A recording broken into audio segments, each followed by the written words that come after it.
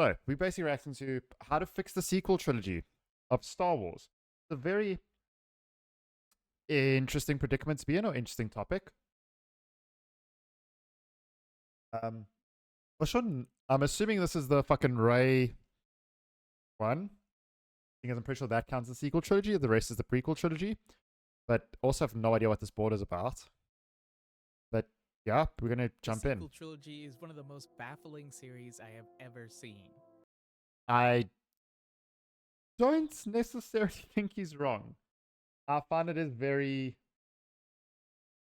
confused. I know different directors worked on it, which I think led to its differences in tone, but it went from something a bit, or something that was going to be different in concept and almost completely backing out of it. So that's an interesting way for it to have gone. Mainly because it very clearly wasn't planned in advance. Somehow Palpatine returned. I don't know how Disney was okay with spending $1 billion. I don't know so much as it wasn't planned in advance as they didn't agree with the plan that the original director was taking and then handed it over to the Marvel Avengers director, if I'm not mistaken, and then all of a sudden it changed its tone very much so, or very quickly. I think it was a bit abstract in its original concepts, especially towards the end of episode 2, but yeah. $1 just to wing it, but it happened, I guess, and here we are.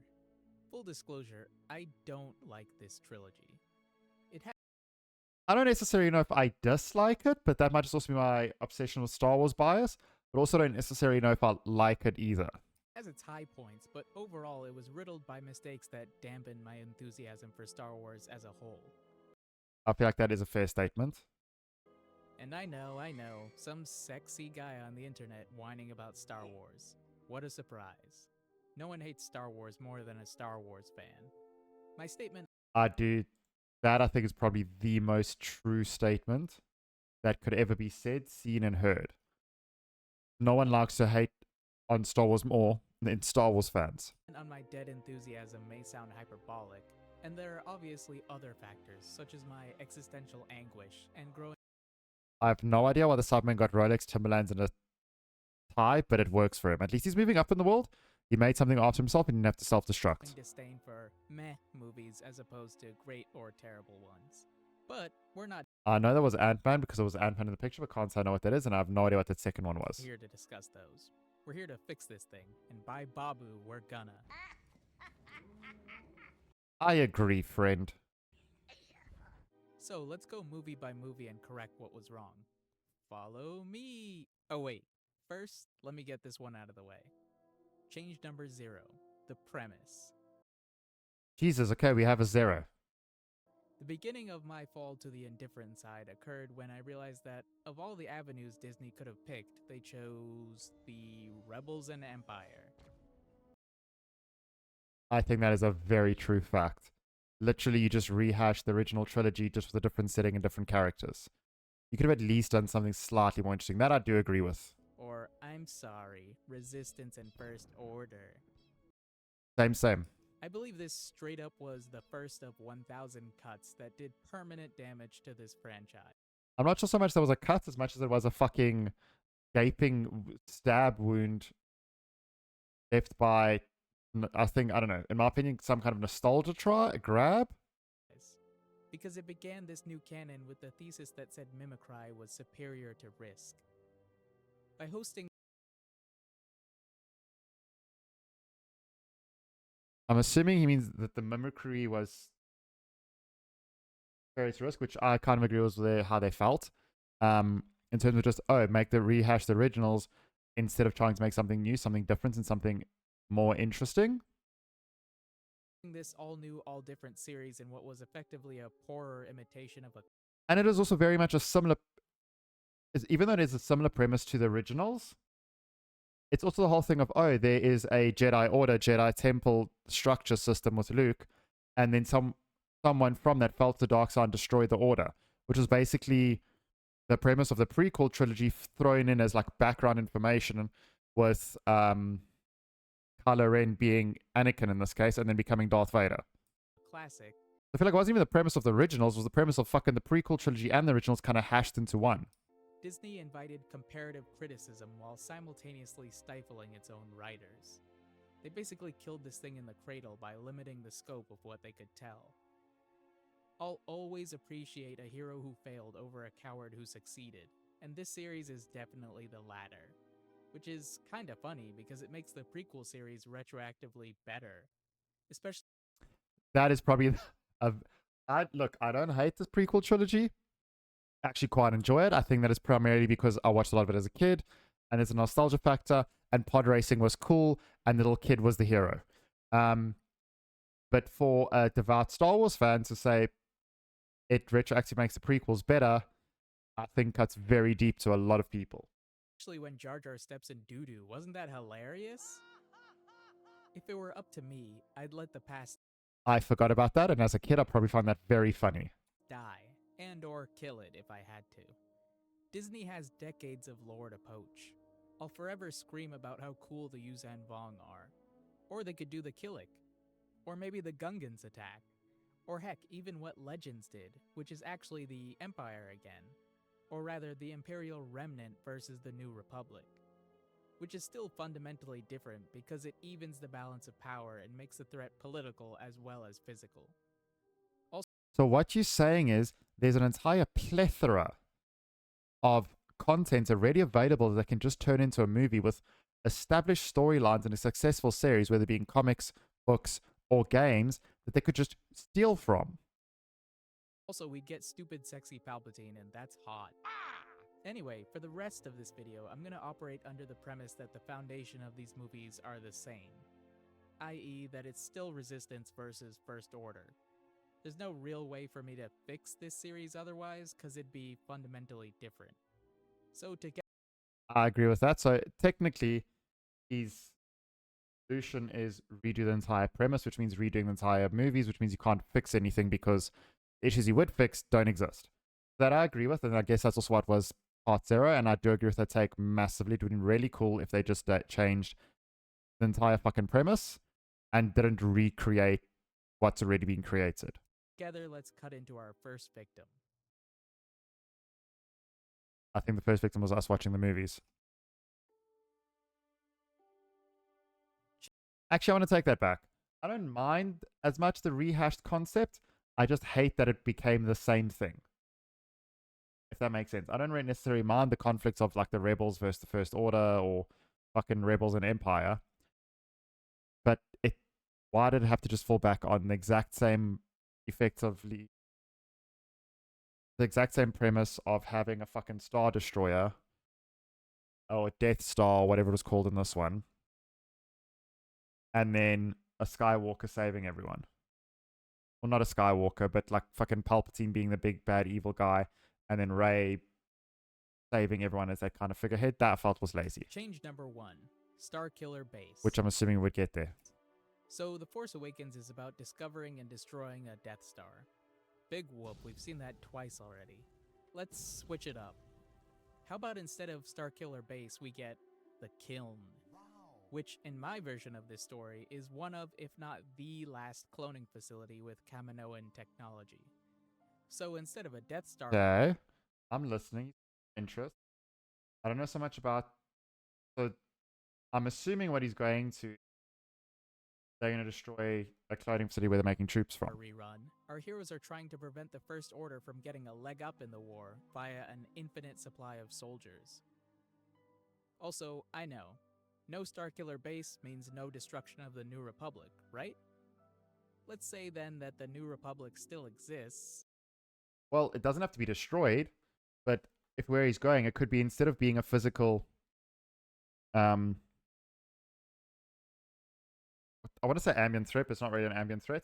But in terms of just, oh, we blew it up, instead of being a big base shooting at you, could be literally a ground invasion with unlimited troops that keep being replenished or refreshed. But more and more troops keep arriving because they have this base facility, which means they have an endless supply of land troops, which you can't beat. So the solution, destroy the base. But is in such a fragile state that they've basically taken a non-interventionist policy when it comes to the First Order. The Resistance is semi-funded by the New Republic as a buffer/proxy, but the core worlds don't want anything to do with this new war on the Outer Rim. Hence why the Resistance is a ragtag group of misfits. Anyway, it'd be cool if the kiln was just starting production or had just recently started. So we have a few batches of clones out and about, whereas the majority of the stormtroopers we see are non-clones. With this idea, you could even have experimental troopers that the kiln poops out, like berserker clones that are bigger and stronger and meaner, or clones with crab claws, or whatever we want. The sky's the limit. Okay, that's a bit. I'm assuming that's there supposed to be for comedic relief because that's a bit questionable idea. We'll go with that. The point is that we have an easy way of distinguishing First Order troopers from stormtroopers, because we Oh, okay, I get what he means there. So just a way to distinguish who is who, so you can see the imminent threats of the clones versus the non-clones. have these variants that are easily identifiable and pose more of a threat to our heroes. And speaking of our heroes, change number 2, Finn. Remember how in all the promo posters we saw Finn prominently holding a lightsaber? And how in the Chinese poster we saw Finn less prominently holding a lightsaber? I remember that. That was such a dodgy thing. Yeah, instead of the old bait and switch, let's run with that idea. And Also, I feel like, I know apparently there was a speculation around racial reasons, but I feel like it was very also disingenuous to have Finn holding a lightsaber in it as if it was him using a lightsaber. I know he had a fight with a lightsaber, but in that picture, it seems as if, oh, that's his weapon of choice. He's becoming the Jedi in the situation. He's becoming, like, you know, the main focal point, which he wasn't. and make Finn force sensitive. I agree with this wholeheartedly. I think it would have been such a better storyline if you can still keep Rey as a main character, but Finn was a focal point, and Finn also became force sensitive, and that's why he was able to almost push against the dogma or the brainwashing, or not quite brainwashing, like propaganda put forth by the Not Empire, and that allowed him to separate himself in a realization when his force sensitivity was awakened, and that's what allowed him to break away from being a stormtrooper. And he would keep the lightsaber, possibly, and actually become force sensitive and use it, not just in one little shitty scene.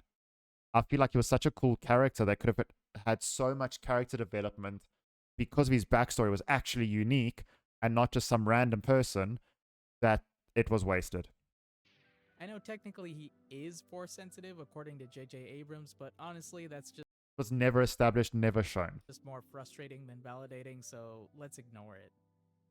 Finn should be force sensitive, but he should not become a Jedi. What? Okay, Lemon Cook. this is where we now be differentiating. We can leave Rey as is. She's an idealist who worships the Jedi Order and wants to meet Luke Skywalker and all that jazz. But Finn, more than anyone, is a rebel, so he shouldn't be interested in following the teachings of the Jedi and or inheriting the Luke role in the trio. Instead, he should be more free-spirited in his interpretation of the Force. Maybe he's not interested in discipline. Maybe he's so indifferent to the dark side that he can use it without being tempted. Ooh, so is this going like grey Jedi vibes where he can appeal to both sides of the Force, but yet not being compelled by either, if that makes sense? Again, the sky's the limit. Change number 3, Kylo Ren. I actually kind of like that if he became force sensitive, but instead of trying to pursue the purity in the Jedi Order, decided to try use the Force for his own, not necessarily his own benefit, but towards his own will. Like the whole grey Jedi, I appeal to both sides, but master of none and control by none. I think actually would have been I actually really agree with that. I think it would have been a really cool idea. So, minor change with big consequences. He doesn't exist. I'm on board. Kylo Ren should not lose to Rey. What? And I'm not saying this from a place of woman bad. I'm saying that narratively, this doesn't make sense. I actually kind of agree with that. It also makes him a lot less prominent as an evil figure. One of the biggest redeeming, or not one of the biggest redeeming factors, but whole point of Darth Vader and being the strongest or unbeatable, undefeatable. He could stand up to Obi-Wan or Ben, I suppose, in that situation. Luke Skywalker managed to beat him with ease. If Luke Skywalker had beat him, it would have lost being able to use him as a plot device to instill fear in people because he lost. We already beat him once, we can beat him again. So that I kind of think is also agree with if that's where he's going with it. In terms of having a plot device, it is a lot less of a plot device, and you become forced into character development by having him lose much earlier on than would be necessary. This is legitimately the first time Rey is using a lightsaber, yet she stunts on Kylo. Are you not ashamed of yourself?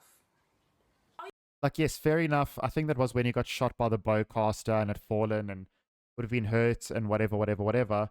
But he's supposed to be quite literally the Darth Vader figure. In this situation, there is no emperor, per se, to take a focal point. So he is the epitome of big, bad, evil guy. He is the strongest out of all of them. He's the one everyone fears.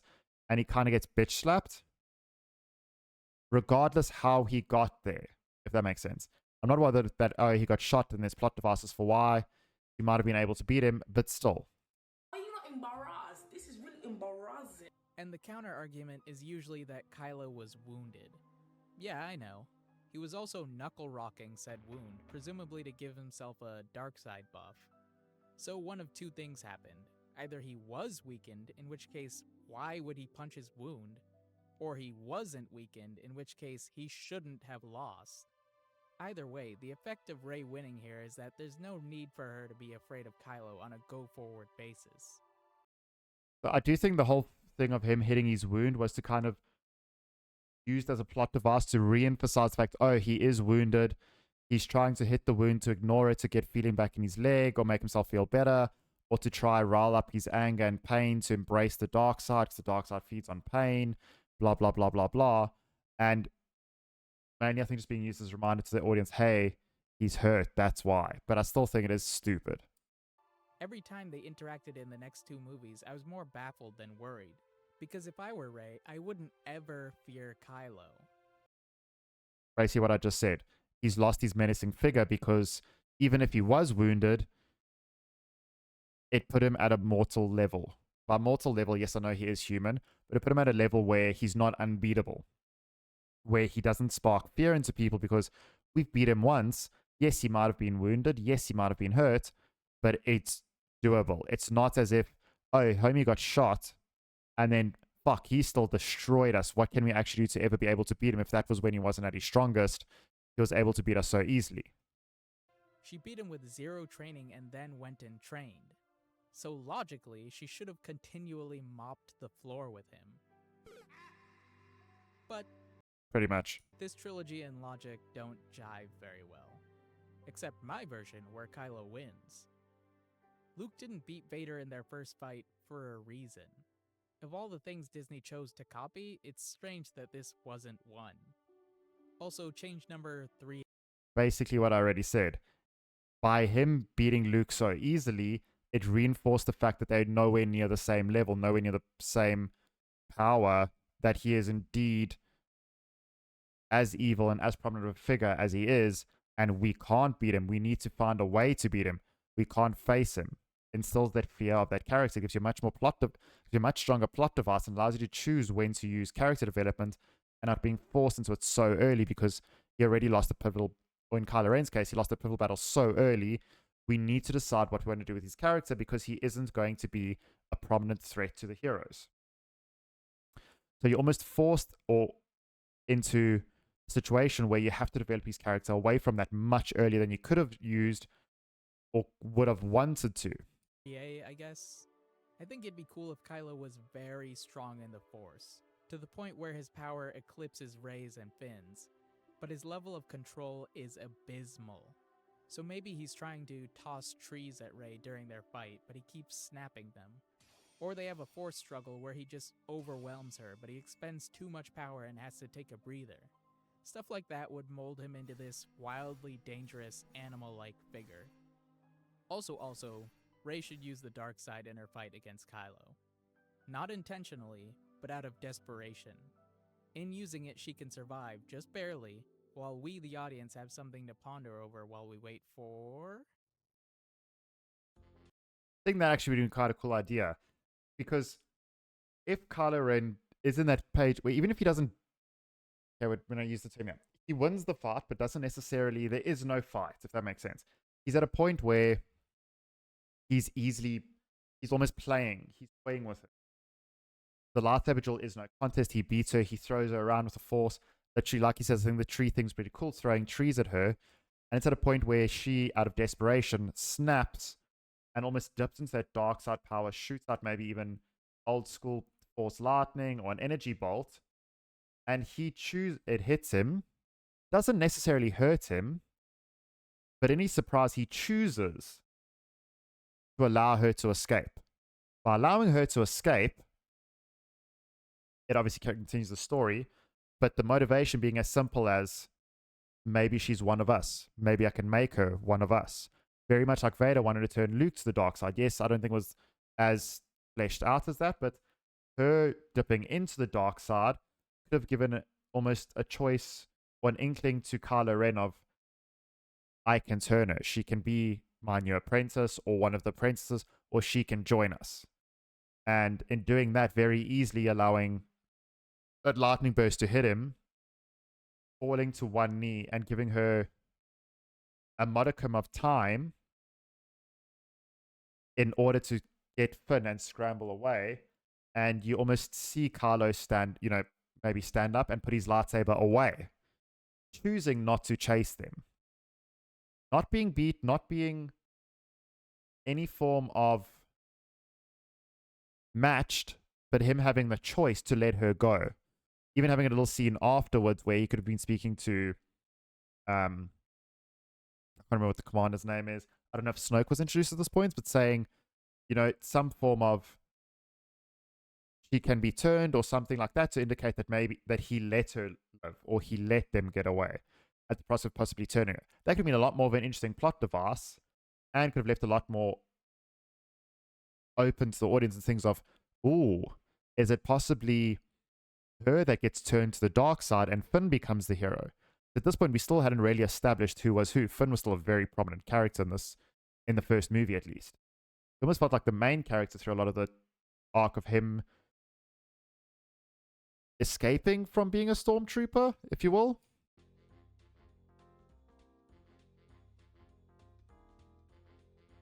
Change number 4. Cut to the chase. Cut the chase. This movie features a slow-speed pursuit as the First Order hunts what is seemingly the last of the Resistance, even though the rest of them respawn next movie. Nix all that, it's kind of not interesting. Kind of agreed. Instead, we can keep the initial attack and retreat, but I'd like the rest of this film to be about disparate splinter groups fighting the First Order. We can show a more even conflict and catch glimpses of disconnected skirmishes so as to get a better idea of the scale of the war. Change number 5. Hux. Hux was a bit of a joke. Still here. Can he hear me? We have no ruler! Supremely. Yeah, I didn't really get the points of him, to be brutally honest. I don't know if it was supposed to be like the comedic relief, like they try to introduce, almost like a Jar Jar in prequels or what, but yeah. And thus, a wasted opportunity. Let's fix that. First, cut any scene where he gets clowned on. Second, Agreed. I'd like this movie to touch upon Hux's origins. Let's say he's the son of nobility from a sector that never actually belonged to the Empire, but was absorbed by the New Republic anyway. His family was relieved of their estate and replaced by elected officials, leaving them still breathtakingly wealthy, but removing them from the aristocracy. So, Hux Taking away their power, basically. joined the First Order. Long backstory, I know, but bear with me. It'll come back later. For now, let me just decide that Hux was the mastermind behind the attack at the beginning of this movie. Also, before the first movie, he used his family's relationships, wealth, and political influence to sway New Republic senators into assuming their hands-off approach to the war, thus giving the First Order legroom to get their groove on. That's pretty cool. Actually would have mean he did something and there was a point to him, so I'm actually on board with that. Change number 6. Rose. I like Rose. I like her actress. I do not like how she was done dirty in The Rise of Skywalker. And unfortunately, I don't think she's necessary. Kind of have to agree with that statement, unfortunately. They didn't do anything with her, really. Let me show you why. By replacing her with Poe. Here's the thing. Finn and Poe will still hit up Canto Bight. But instead of going to find a hacker, they're gonna try to secure funding for the resistance from the bigwigs who run the sector. And instead of Rose teaching Finn, a child soldier, that he needs to fight for something and that bad stuff happens in the galaxy, we'll have Finn teach Poe that the enemies he's fighting, the stormtroopers he's killing, are just as human as he is. That way we fix 2 character arcs with 1 plot. Because instead of Poe learning to follow orders or whatever, he's understanding the humanity in the people he's facing. That could be quite an interesting dynamic. I kind of do agree with that. And as for the rest of this sequence, change number 7. Canto Bight. I imagine this version of Canto Bight to be a shared space that's occupied by the gangsters who rule it, resistance delegates, and First Order delegates. And I imagine that the plot here is that Finn and Poe want to sabotage the First Order negotiations while securing the bag for their boys, which involves shenanigans with fighting the First Order in dark alleyways and whatever. But most importantly, since they can't get a meeting... To be honest, like, okay, this is going to be a weird way to say it, but basically he's getting at more of a Han Solo Chewbacca vibe than a whatever the fuck they were. So I do feel like they were really cool premised characters, and it just kind of lost it. That makes sense? Like, there was almost no follow-up to what their purpose was. With the bigwigs via normal means, they have to win their way in via a competition of the racing variety. And you know what that means? Don't say pod racing. Pod racing! Where the fun begins. Just imagine a modern day pod racing sequence. Poe and Finn have to operate a 2-man ship while competing against gangsters and First Order pilots alike. Okay, this I'm a bit confused by. I will say that. I don't know whether have to get into this meeting and convince them by racing came from. Entertaining. I don't really know so much for the story build. Can show his skill, Finn can use the Force, everyone's happy. Yeah, this is editing Realm Spinner. From the future, ooh, time travel, ooh, shut up.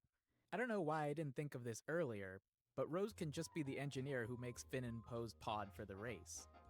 Then she can join the Resistance after and be part of the crew. Duh. So every time I reference We both know this is Star Wars, by the way. Poe and Finn from now on, just assume Rose is there too. Get it? Got it? Good. Okay, thanks, bye! I'd end this Canto Bight sequence with Poe and Finn joining the meeting only to realize Hux is there. And with them finding out that Hux has seduced the gang lords to the First Order's side. I would not have chosen the word seduce there. I would have used very many other words rather than seduced. By promising... But actually, I'm kind of on board with this, where they finally get there and they see that Hux has used his political influence, or he's now political influence, into becoming more involved with the gangsters. them territory in the Outer Rim and fringes of the New Republic. Instead of Finn and Rose riding horse things through the streets, it can be Finn and Poe running from the Knights of Ren. Remember those guys? Nope. And getting captured after That's a fair statement. killing a few. Also cut every instance of Phasma in this movie and replace her with the Knights of Ren so they can actually do something. I kind of did forget they existed, to be brutally honest. I never even remembered who they were until he's like, oh, Knights of Ren. I'm like, oh yeah, they were a thing. They existed for a whole, 30 seconds? I thought she was dumped into a trash compactor on an exploding Starkiller base. How did she even survive that? Anyway, that's it for this I think it was just bringing back a character people somewhat liked, or were like, oh, shiny, bring her back. movie. You probably noticed I haven't said a peep about Rey's story. I'm fine with it. Luke can drink his milk, Rey can be a nobody. Cut the Yoda cameo, but otherwise I like everything here. Actually, I don't mind that whole Rey story. Let's be honest. It would have been really nice if it stuck to it.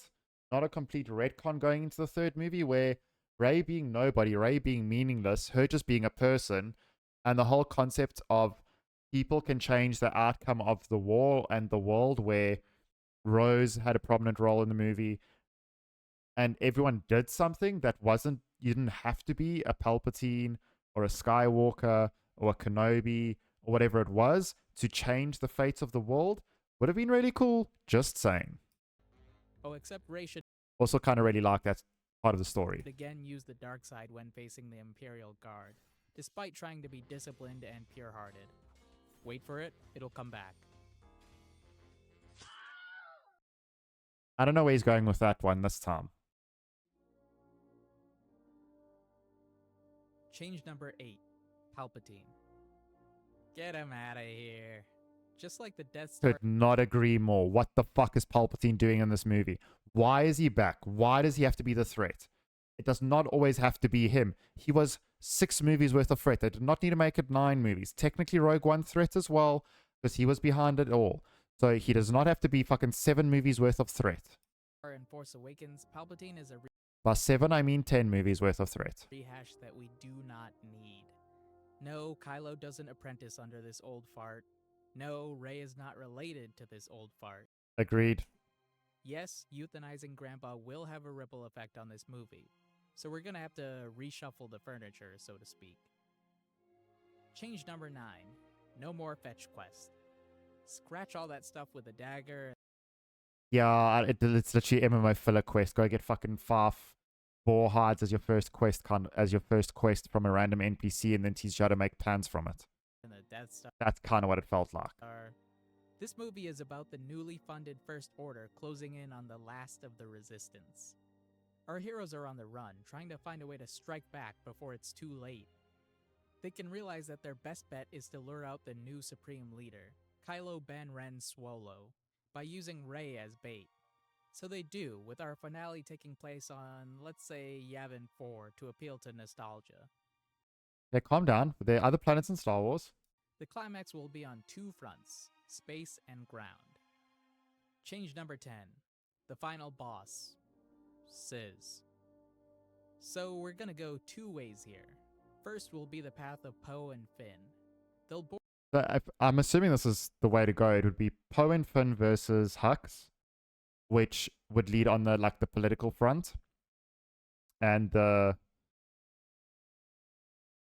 real, I want to call it the real world war, if that makes sense, but like the humanitarian side of the war.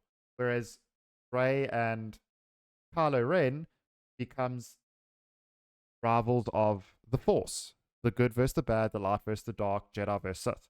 That level of the war, whereas then it's backed up by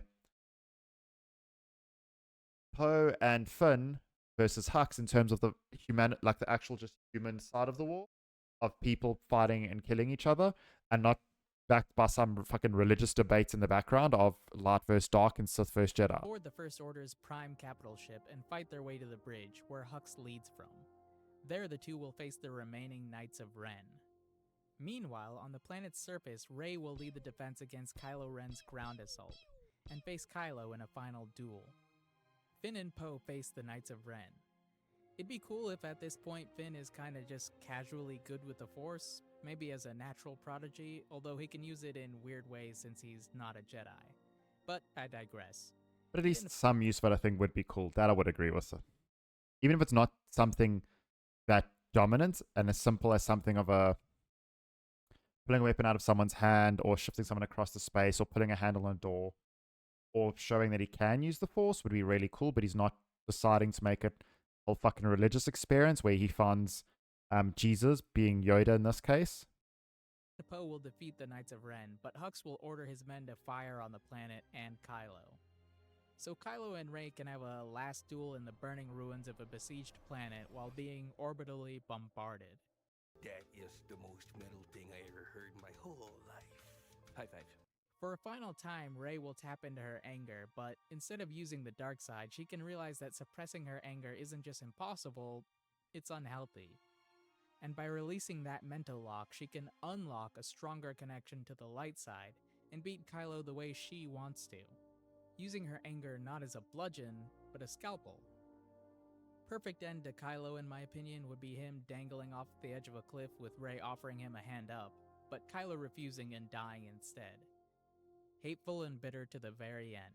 I actually kind of agree with that. I think it would be a much better story arc for him than, oh, now I want to be part of the light and become a good guy. No, no, no. Fucking, you wanted to play the angsty movie to the end. I'd have Finn and Poe capture Hux and the war to kind of fizzle out from there. Hux can say he's not done, and maybe he isn't. Who knows? Either way, that's the end. For now. I think this version of the story would be more focused than the original. If you notice, most of my points are about characters. Their purpose is to amplify what I thought worked and shed what I thought didn't. And in doing so, create a through line that we as I mean, that's a fair statement, is you want to focus on the characters because the character development is what shapes the movie. It makes you care about it, makes you care about the people in it, it emphasizes the story that is happening around them. They are the vehicles of the story. If your vehicles don't work, your story ain't going to happen, or ain't going to get you from point A to point B. You ain't going to still be there. audience members could connect to. Because as is, Poe is barely a character. Finn devolves as the series goes on. I agree with that. I feel like they started strong and then was just fucking thrown aside and not used. And Rey is fine. Like with everything else in this trilogy, I just feel like they emphasize so much character development so early on and then kind of like, now we do less as we go on. They become less of a person almost. Disney didn't want to innovate. They wanted to replicate, which is why we learn Well, in fairness, also don't think they replicated particularly well either. about Poe's smuggling past in Rise of Skywalker, so he can be more like Han Solo. But he did none of the... They likened him to Han Solo without him doing any of the Han Solo stuff. Without him... Even if it's not physically just saying, oh, he's a smuggler, he's like Han Solo. He didn't play that roguish role in actually doing much. And why Rey must be tempted in a way almost identical to Luke. And third thing about Finn being Leia. The problem with the sequel trilogy is that it lacks an identity. And in doing so, it lacks an impact. Which is why, as a meta-commentary, I thought it'd be interesting for my revised characters to have arcs that expanded beyond their universe. Finn specifically rejects the teachings of the Jedi because he wants to make his own way. Poe takes joy in killing faceless stormtroopers until he's confronted with the idea of the faces behind the masks. Rey tries to be the perfect Jedi, but realizes she can't and shouldn't be. Kylo is a Vader/Empire fanboy who, despite saying, "It's time to let old things die," is obsessed with returning to the way things were and restoring an old glory that wasn't ever real. I kind of like the concepts he's got for the characters, I must be honest. And Hux is the puppeteer who uses Kylo as his attack dog in hopes of reaping the rewards for himself. So we have narratives on top of narratives that shape this trilogy into a story beyond just good versus evil. We have a drama about competing ideas of what power means and how it should be used. And we get a Star Wars that isn't afraid to say something. I think that'd be cool. That's all for this one. Like and subscribe, because I've got rewrites, fixes, essays, and whatnot in the pipeline. And until the next one, cheers. I actually really agree with that. I think that was a really cool way to do that, and I think he had a lot of really, really good ideas. I want to take it in a slightly different direction, but in general, I think it was actually really good. I will link the video down in the chat, link down below in the description, and link it in chat. But yeah, I think it was actually a really cool video. It was by Realm Spinner, so I would check it out. Give the video a like, support, and show him some love. It was really actually well done and really interesting.